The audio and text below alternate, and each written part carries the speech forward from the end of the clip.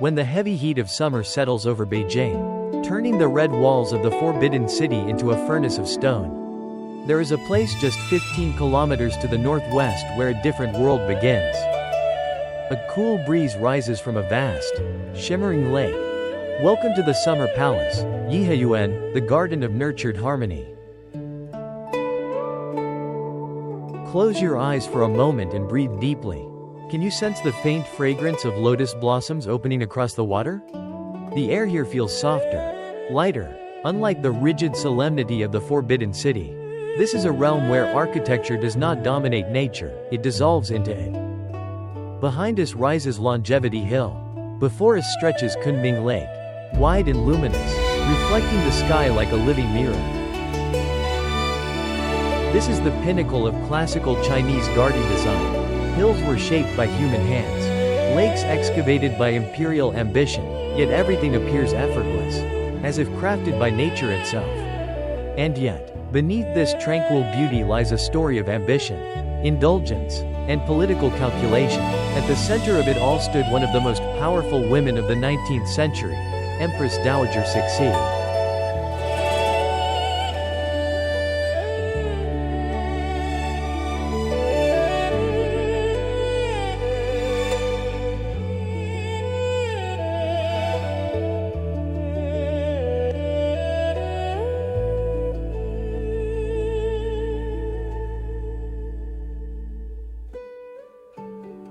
Look out across the lake. Nearly 3/4 of the summer palace is water. In winter, it freezes into a vast sheet of ice. In summer, dragon boats once glided across its surface, carrying musicians playing pipa and performers singing Beijing opera, arts that Cixi adored. Rising from the lake is the 17-arch bridge, 150 meters of white stone connecting the shore to Nanhu Island. Along its balustrades stand 544 stone lions, each carved with a different expression. None are identical. They guard the serenity of the imperial garden. On the winter solstice, when the sun hangs low in the sky, golden light passes through all 17 arches at once, creating the illusion of multiple suns reflected in the water. It is a moment of quiet magic. Above everything stands the tower of Buddhist incense, perched atop Longevity Hill. Its octagonal form, crowned with green glazed tiles, resembles a meditating giant watching over Beijing. Cixi often came here to burn incense and pray for longevity.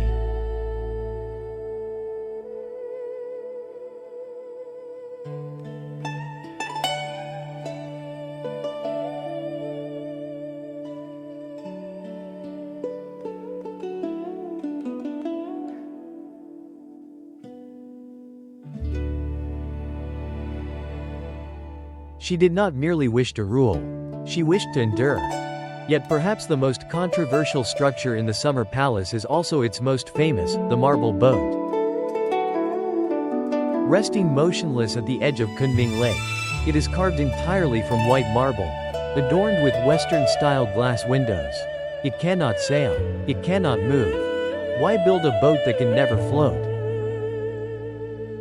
Cixi intended it as a symbol. Water can carry the boat, the ancient proverb says, but it can also overturn it. The marble boat was meant to proclaim that the Qing dynasty was unshakable, immune to the tides of history. History, however, has a cruel sense of irony.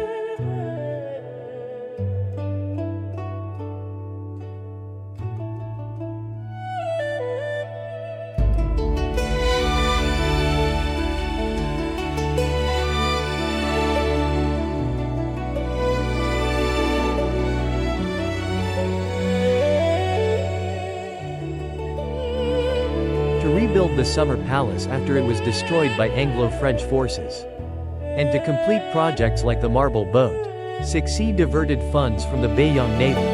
She believed a harmonious garden would bring prosperity to the empire more effectively than modern warships. When war erupted between China and Japan, the Chinese fleet suffered devastating defeat, underfunded, underprepared. Meanwhile, the marble boat remained untouched by waves, witnessing the slow unraveling of imperial power. Now, let us walk along the long corridor, the longest covered corridor in the world. more than 700 meters long. It curves along the lakeshore like a ribbon of painted silk.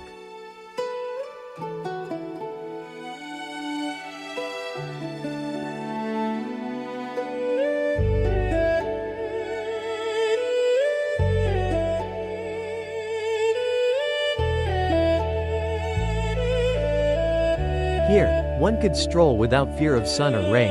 Above your head are more than 14,000 hand-painted scenes. Stories from classical Chinese novels, historical legends, flowers, birds, landscapes. Every step is a page turned in a living book. It is said Cixi had the corridor built so she could admire the lake without exposing her skin or damaging her long, carefully tended nails. Her life here was one of astonishing luxury. Each meal consisted of over 100 dishes. Hundreds of eunuchs and attendants served her. She loved peonies and lotus flowers. She enjoyed posing as the Bodhisattva Guanyin for photographs and attending operas at the Grand Theatre inside the Garden of Virtue and Harmony. Yet within this paradise lay confinement.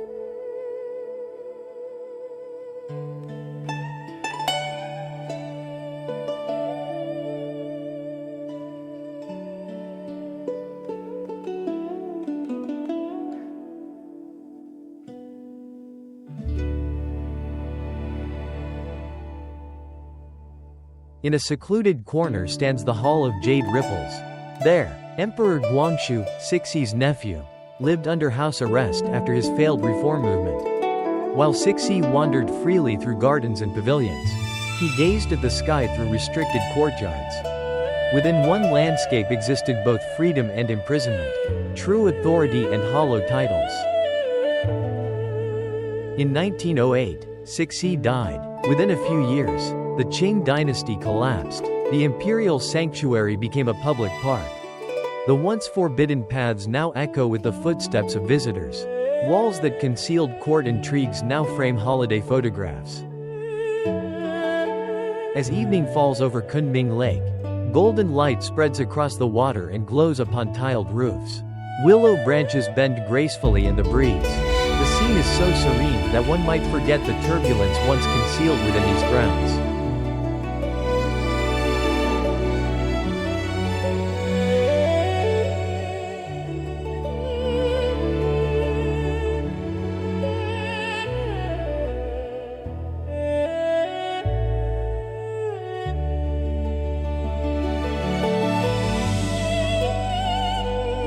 The Summer Palace teaches a quiet truth. Political schemes fade, dynasties fall, wars become footnotes. But beauty, crafted in harmony with nature, endures. The marble boat still stands. It has never sunk, yet it has never sailed. It remains a stone lesson carved into history. Stability built upon illusion and extravagance cannot truly move forward. Thank you for walking with me through this garden of dreams and memories. May the calm waters of Kunming Lake bring you a moment of stillness. May the lotus blossoms remind you that grace can rise even from muddy depths. If you are drawn to these journeys where architecture whispers and history breathes, I invite you to continue exploring the world's enduring wonders with me. Farewell to Kunming Lake. Farewell to the gilded dream of Empress Dowager Cixi. Until we meet again within the open pages of history.